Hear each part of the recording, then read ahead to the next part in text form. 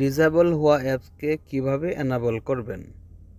আসসালামু আলাইকুম রহমতুল্লাহি ওবরাকাতু। প্রিয় ভাইরা, আমরা যে কোনো প্রয়োজনে অন্য কারো থেকে হোয়াটসঅ্যাপের মাধ্যমে বা শেয়ারিটের মাধ্যমে অনেক সময় প্রয়োজনীয় কিছু অ্যাপস নিয়ে থাকি। অনেক সময় এই অ্যাপসগুলো বা অন্য যে কোনো অ্যাপস যদি সাধারণ নিয়মে ইনেবল না হয়, তাহলে কিভাবে ইনেবল করতে হয় আজকে সেই সিস্টেমটাই আপনাদের জানিয়ে দিব। প্রিয় ভাইরা, আপনার মোবাইলে অ্যাপস ডাউনলোড করার পর সাধারণ নিয়মে ইনেবল না হলে সেই অ্যাপসের উপর হালকা করে চেপে ধরবেন।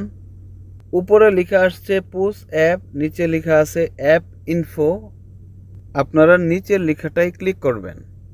এরপর আপনাদের সামনে যে ইন্টারফেস আসছে, একেবারে উপরে হাতের ডান পাশের কর্নারে 3টা ডট আপনারা দেখতে পাবেন, এখানে ক্লিক করবেন এবং নিচে লেখা দেখতে পাবেন অ্যালো রেস্ট্রিক্টেড সেটিং, এখানে ক্লিক করবেন।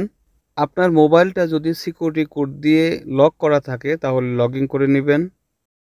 এরপর স্টল করে কিছুটা নিচে যাবেন এবং লেখা দেখতে পাবেন ডিসপ্লে ওভার আদার্স অ্যাপস, এখানে ক্লিক করবেন।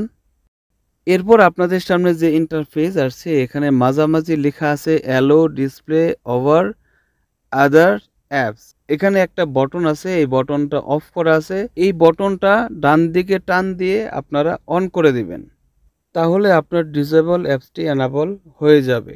এখন আমরা একবার চেক করে আসি আমরা যে অ্যাপসটা এনাবল করলাম সেই অ্যাপসটা কি এনেবল হয়েছে কিনা। যেই অ্যাপসটা কিছুক্ষণ পূর্বেও ডিসেবল অবস্থায় ছিল, মার্ক করা অ্যাপসটি ডিসেবল অবস্থায় ছিল, ছোট্ট সেটিংসটা পরিবর্তন করায় এখন এনাবল বা অ্যালো হয়ে গেছে। ভিডিওটি এই পর্যন্তই। আল্লাহ সবাইকে ভালো এবং সুস্থ রাখুন। আসসালামু আলাইকুম ওয়া রাহমাতুল্লাহি ওয়া বারাকাতুহু।